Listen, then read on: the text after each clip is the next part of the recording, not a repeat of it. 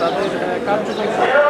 মুক্তিযুদ্ধকে কৌশলে ভুলিয়ে দেওয়ার চেষ্টা সফল হবে না বলে জানিয়েছেন প্রধানমন্ত্রীর রাজনৈতিক উপদেষ্টা ও বিএনপির সিনিয়র যুগ্ম মহাসচিব রুহুল কবির রিজভী। রবিবার সকালে মুক্তিযুদ্ধ প্রজন্ম দলের নতুন কমিটির উদ্যোগে সাবেক রাষ্ট্রপতি জিয়াউর রহমান ও সাবেক প্রধানমন্ত্রী খালেদা জিয়ার সমাধিতে শ্রদ্ধা নিবেদন শেষে তিনি এই কথা বলেন।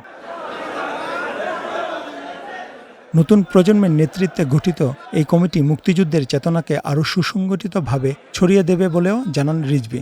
ইশরাক হোসেনের নেতৃত্বে গঠিত এই নতুন কমিটি একটি দৃষ্টি স্থাপন করবে বলেও আশা প্রকাশ করেন তিনি।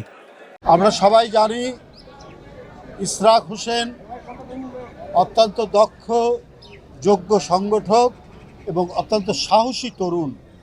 আমরা ফ্যাসিবাদ বিরোধী সংগ্রামে আমরা তার নেতৃত্ব দেখেছি, আমরা তার অকুতভয় লড়াইয়ের নমুনা দেখেছি।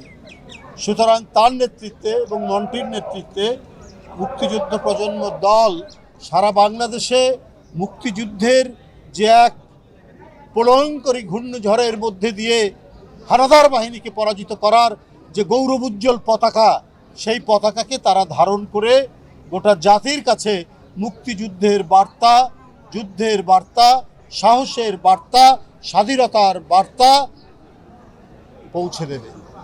প্রধানমন্ত্রী তারেক রহমানের নেতৃত্বের প্রশংসা করে এ সময় রিজভী বলেন, জনগণের ভোটে নির্বাচিত সরকার ইতিমধ্যে নির্বাচনীয় প্রতিশ্রুতি বাস্তবায়ন শুরু করেছে। জানান, দীর্ঘ 16 বছরের আন্দোলন সংগ্রামের পর গণতন্ত্রের পুনরুদ্ধার হয়েছে। ফ্যামিলি কার্ড, কৃষক কার্ড এবং খাল খনন সহ বিভিন্ন উন্নয়ন কর্মসূচি বাস্তবায়নের মাধ্যমে সরকার এগিয়ে যাচ্ছে জানিয়ে জ্বালানি সংকট মোকাবেলায় নবায়নযোগ্য জ্বালানির উপর গুরুত্বারোপ করেন রুহুল কবির রিজভী। তিনি ক্ষমতায় এসেই তিনি তার প্রতিশ্রুতি বাস্তবায়ন শুরু করেছেন। তিনি ফ্যামিলি কার্ড দিচ্ছেন, তিনি ফার্মার্স কার্ড দিচ্ছেন, দিনাজপুরে খাল খনন করছেন, একটার পর একটা প্রতিশ্রুতি পালন করে যাচ্ছে। সুতরাং আমি আগেও বলেছি যে তারেক রহমানের নেতৃত্বে আমরা আবার সব দিক থেকে জ্বালানির সংকট, এই সংকট আমি আগেই বলেছি এটা বাংলাদেশের জন্য নয়, এটা বাংলাদেশের নিজস্ব সংকট নয়, এটা বিএনপি এই সংকট তৈরি করেনি, এটা একটি আন্তর্জাতিক সংকট, এটা মধ্যপ্রাচ্যে যুদ্ধের কারণে এই সংকট, কিন্তু সেটাও আস্তে আস্তে কাটিয়ে উঠছে। তবে পাশাপাশি আমাদের এই ব্যবস্থাও নিতে হবে। বারবার যে অঙ্গীকার করেছেন জনাব তারেক রহমান যে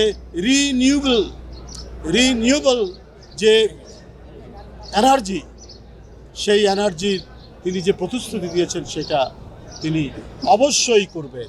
এ সময় মুক্তিযোদ্ধা বিষয়ক প্রতিমন্ত্রী ইঞ্জিনিয়ার ইশরাক হোসেন, বিএনপির স্বেচ্ছাসেবক বিষয়ক সম্পাদক মীর শরাফত আলী সপু ও মুক্তিযোদ্ধা দলের সভাপতি বীর মুক্তিযোদ্ধা ইশতিয়াক আজিজ উলফাত এবং মুক্তিযোদ্ধা দলের নেতৃবৃন্দ উপস্থিত ছিলেন।